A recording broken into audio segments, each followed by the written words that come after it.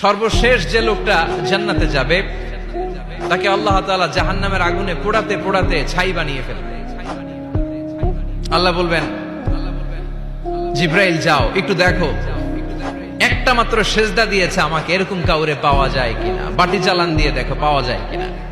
খুঁজে খুঁজে কাউরে পাবে না। আল্লাহ বললেন আবার দেখো, খুঁজে খুঁজে একজনকে পাবে, সামান্য ইমানের ছিটে ফোঁটা তার অন্তরে ছিল। আল্লাহ বলবেন যেহেতু ছিটে ফোঁটা আছে, অনেক মায়ের খাইছে, ওকে বের করে জাহান্নাম থেকে বের করে একটা নির্ধারিত দূরত্বে রেখে দাও। রেখে দেয়া হবে, কিন্তু জাহান্নামের আগুনের লেলিহান শিখাতে তার গা ঝলসে যাবে। সে আল্লাহরে ডেকে বলবে, মাবুদ তোমার কাছে আমি কিছু চাই না, জাহান্নাম থেকে তুমি আমাকে বের করেছো, জীবন নদীর পানি তুমি আমার গায়ের মধ্যে ঢেলে দিয়েছো, আমি আবার সজীবতা ফিরে পেয়েছি, আমি তোমার কাছে জান্নাত চাই না, শুধু নিরাপদ একটা দূরত্বে আমাকে রেখে আসো, যাতে জাহান্নামের আগুন আমারে কষ্ট দিতে না পারে। আল্লাহ আমি কিন্তু তোমার কাছে জান্নাত চাই না। কি চাই না? জান্নাত চাই না, কিন্তু জাহান্নামের আগুন আমারে কষ্ট দিচ্ছে, এতটা দূরত্বে রাখো যাতে জাহান্নামের আগুন আমার গায়ে না লাগে। আল্লাহ বললেন ওকে রাখবো, কিন্তু আমার সাথে একটা কন্ট্রাক্টে যেতে হবে, যে এটা তোমাকে দিলে তুমি আর নতুন করে কিছু চাবা না। সে বলবে আমি রাজি, কন্ট্রাক্ট হয়ে যাবে। আল্লাহ জিব্রাইলকে বলবেন যাও এমন দূরত্বে রাখো যাতে জাহান্নামের আগুন ওরে কষ্ট না দেয়। রেখে আসা হবে, অনেক দিন সে ওখানে আনন্দে থাকবে, আল্লাহ শুকরিয়া করবে। সে মনে মনে বলবে বেঁচে গিয়েছি, আমি বেঁচে গিয়েছি, জীবনে আর কিছু চাই না, জাহান্নাম থেকে আমি বেঁচে গিয়েছি।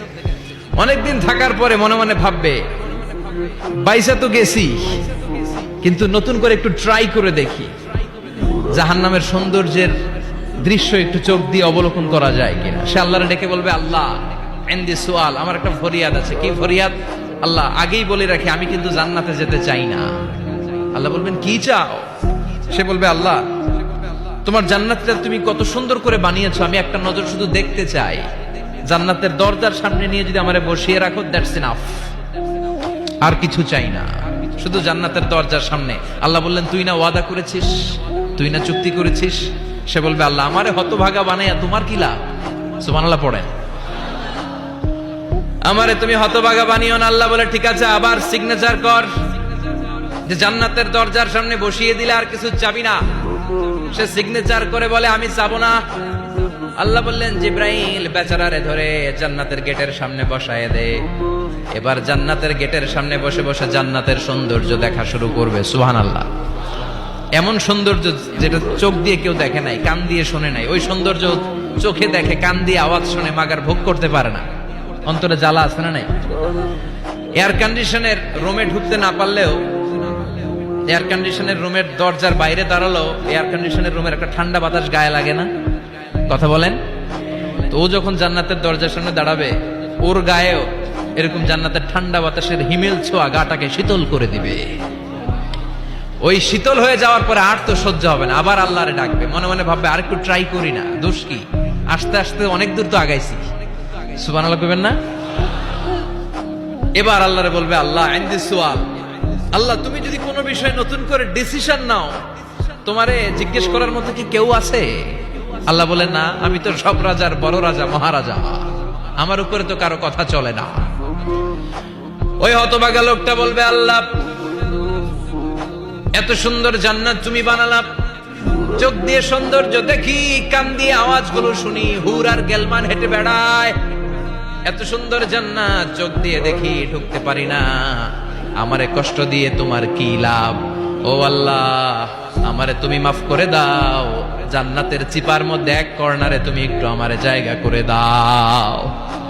আল্লাহ বলবেন ওয়াই হাক ইবনা আদম, তোর ধ্বংস হোক হে আদম জাত, মা আগদারাকা, তোর চেয়ে বড় গাদ্দার আমি আমার সৃষ্টিকুলে কাউরে দেখি নাই, কারণ তুই আমার সাথে চুক্তি করিস আর চুক্তি ভঙ্গ করিস। আল্লাহর রহমতের দরিয়ায় তখন জোশ খেলে যাবে, ওর আকুতি মিনতি চাহনি আল্লাহর রহমতের দরিয়ার মধ্যে জোশ লাগিয়ে দিবে। আল্লাহর দয়া হয়ে যাবে, মায়া হয়ে যাবে। আল্লাহ বলবেন ঠিক আছে জান্নাতে যা। লোকটা এবার এক দৌড়ে জান্নাতের ভিতরে ঢুকে যাবে। লোকটার দৌড় দেখে আবার লোকটারে আল্লাহ ডেকে বলবে একটু দাঁড়া, একটু দাঁড়া, জান্নাত তো দিছি, তো দৌড় দিলি কেন? সুবহানাল্লাহ কইবেন না?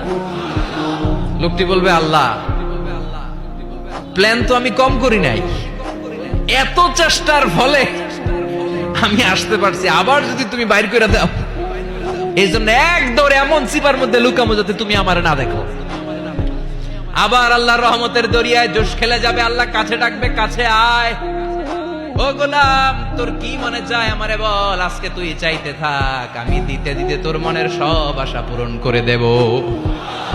লোকটা খুশি হয়ে বলবে, আল্লাহ আমারে এটা দাও, বাড়ি দাও, গাড়ি দাও, নারী দাও, এটা দাও, ওটা দাও, একের পর এক চাইতে থাকবে, আল্লাহ সব তারে দিতে থাকবে। চাইতে চাইতে লোকটার সব চাওয়া যখন শেষ, সে বলবে, আল্লাহ আর আমার চাওয়ার কিছু নাই। আল্লাহ বলেন, নো, এত তাড়াতাড়ি যে তুমি খেলা শেষ করতে পারবা না মনু, আমার সাথে তোমার এই খেলা আরো লম্বা সময় চলতে হবে, তোমার অনেক কিছু চাইতে হবে। তুই আজকে চাইতে চাইতে তোর সব চাও আমার কাছে বলবি, আর আমি দিতে দিতে তোর জীবন ধন্য করে দেব।